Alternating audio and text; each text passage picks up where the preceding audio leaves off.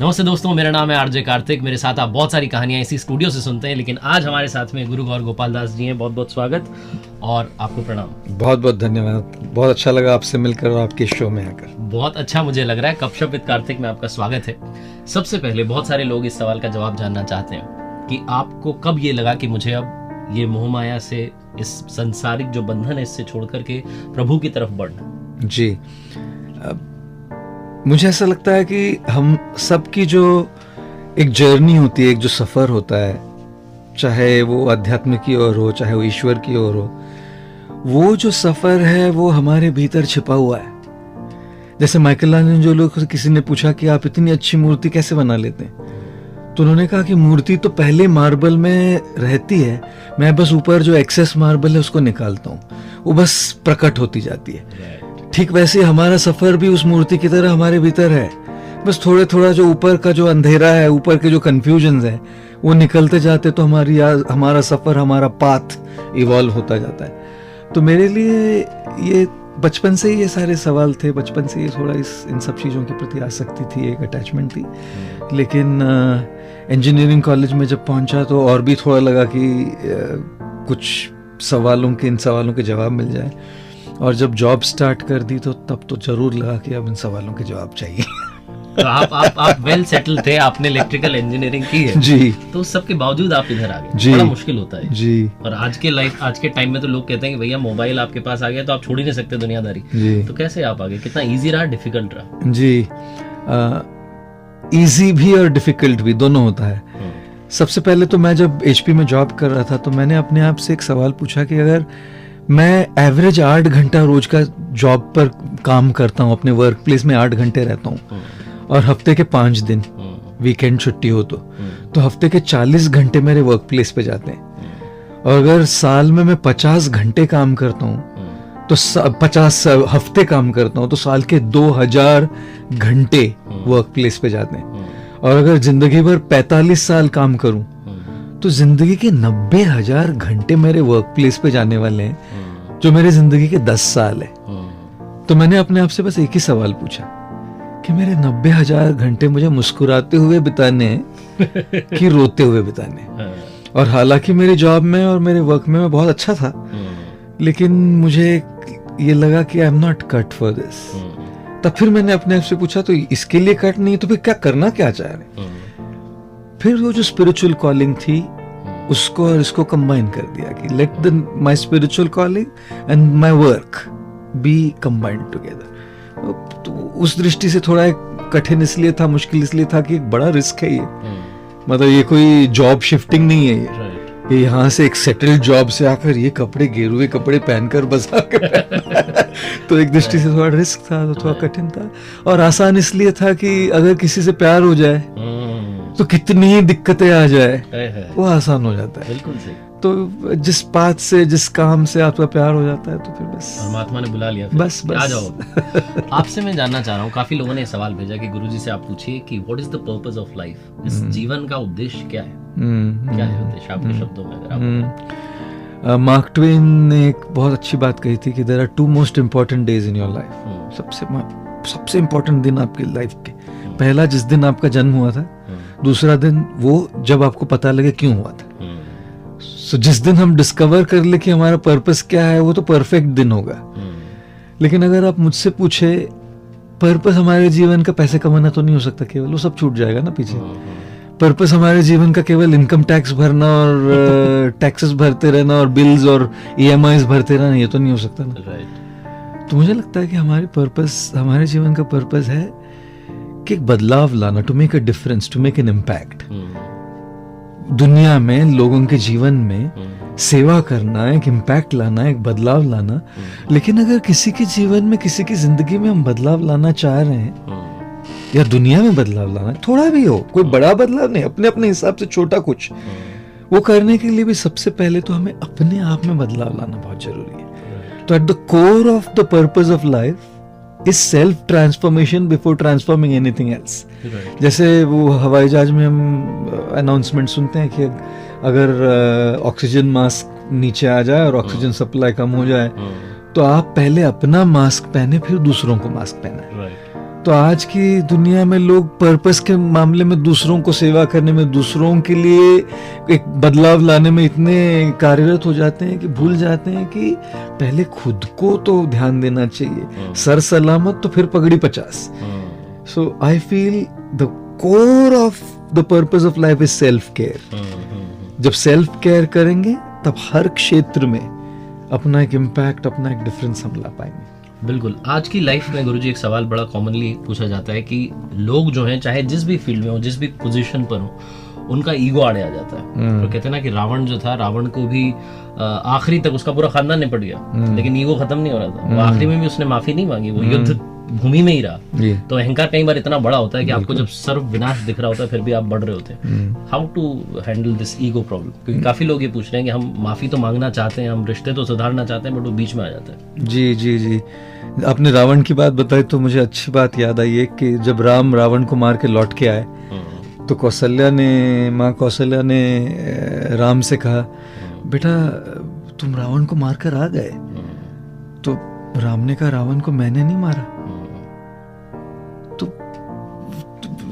कौशल्या ने कहा, किसने मारा? तो फिर कहा, रावण को मैंने मारा। तो कौशल्या ने कहा, अभी तो कहा रावण को मैंने नहीं मारा, और फिर कहता है रावण को मैंने मारा। बिल्कुल, रावण को मैंने नहीं मारा, रावण को मैंने मारा। तो ये जो ईगो है, कई बार हमारे रिश्तों में, हमारे प्रोफेशनल लाइफ में ईगो जहां अटक जाता है, उसके आगे लोग बहुत सारी टेंशन आ जाती है और आगे बढ़ना मुश्किल हो जाता है। तो कैसे इस ईगो से डील करें? तो सबसे पहले मुझे लगता है कि ईगो के लिए एक है सबसर्वियंस। सबसर्वियंस का मतलब होता है कि किसी के सामने कहीं तो झुके। सबके सामने नहीं हो रहा ना, कम से कम परिवार में कोई हो, एक टीचर हो, एक मेंटोर हो, एक गाइड हो, एक गुरु हो, कहीं तो जाके झुके।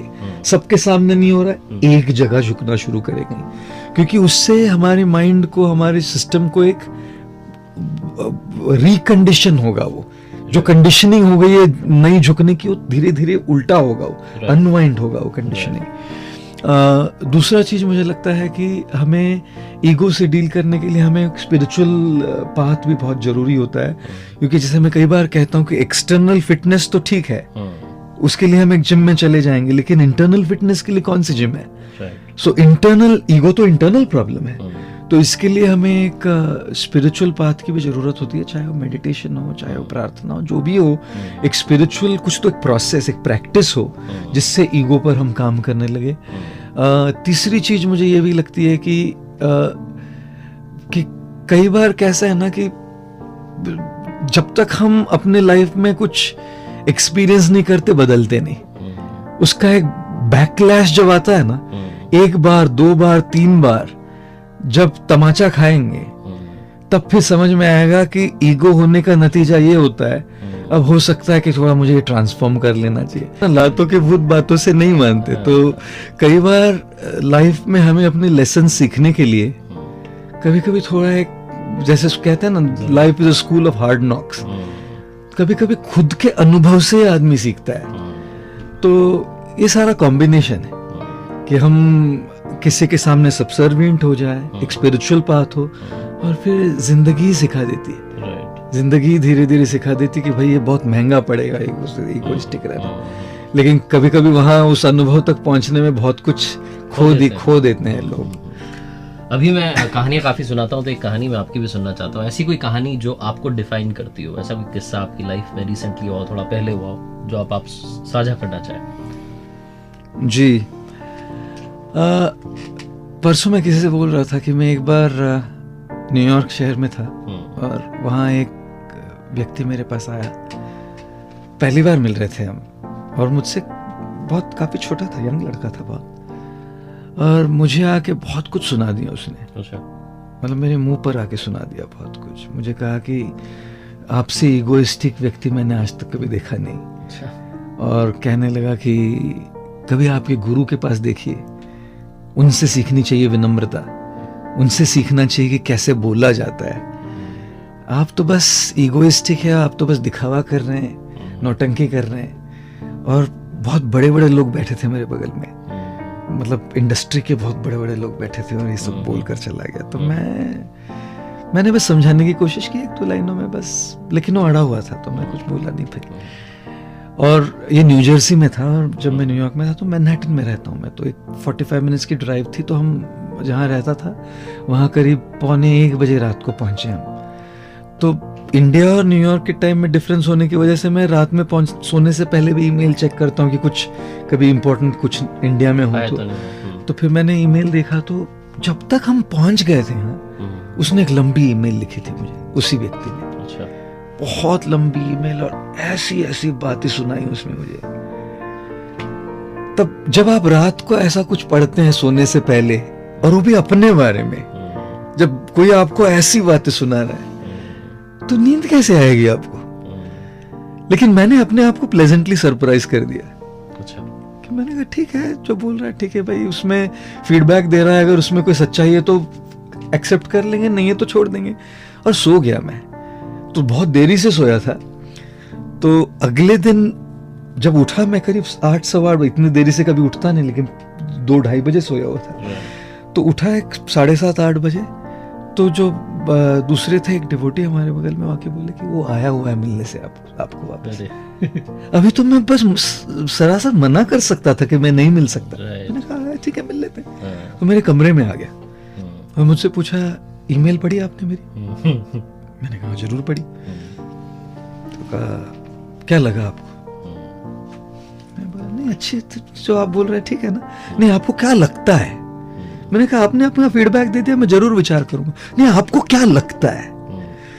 तो वो कोशिश कर रहा था मुझे एजिटेट करने की। दुनिया में ना लोग हमेशा कोशिश करेंगे आपके बैड साइड, आपके बुरे साइड को बाहर निकालने की।